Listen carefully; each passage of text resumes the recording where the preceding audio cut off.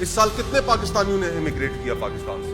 تاریخ کی سب سے بڑی یہ پاکستان سے کی گئی امیگریشن ہے کہ جس میں آپ کا تاجر طبقہ جس کے پاس اپنی تھوڑی بہت کوئی سیونگز تھی وہ لے کے باہر نکلا.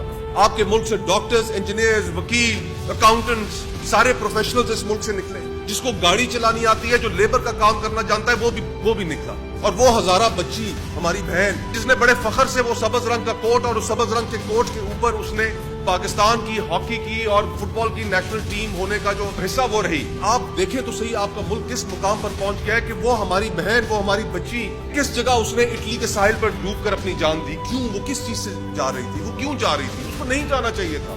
وہ اس لیے اس ملک سے جا رہی تھی کہ اس ملک میں اب عزت دارانہ زندگی گزارنے کے جو مواقع ہیں، جو اپنے بچوں کو 2 وقت کی روٹی کھلانا ہے، ان کو صحت، ان کو تعلیم دلانا ہے، وہ اب اس ملک میں، اس معاشرے میں ممکن نہیں رہی. اس کے گھر 3 سال کا ایک معذور بچہ تھا، وہ اس کے لیے نہیں کما پا رہی تھی. اور یہ پاکستان کے گھر گھر کی اس وقت یہ صورتحال بنتی جا رہی ہے. 15 سے 30 ہزار روپے کمانے والا جو طبقہ ہے وہ ختم ہو چکا ہے. اور ہم جس گفتگو میں الجھے پڑے ہیں کہ کون چور ہے اور کون ڈاکو ہے اور کسی کو کیا کہو، کسی کو کیا کہو، ہم ایک بہت خطرناک مقام پر ہمارا معاشرہ آ کر کھڑا ہو گیا ہے، ہمارا ملک آ کر کھڑا ہو گیا ہے.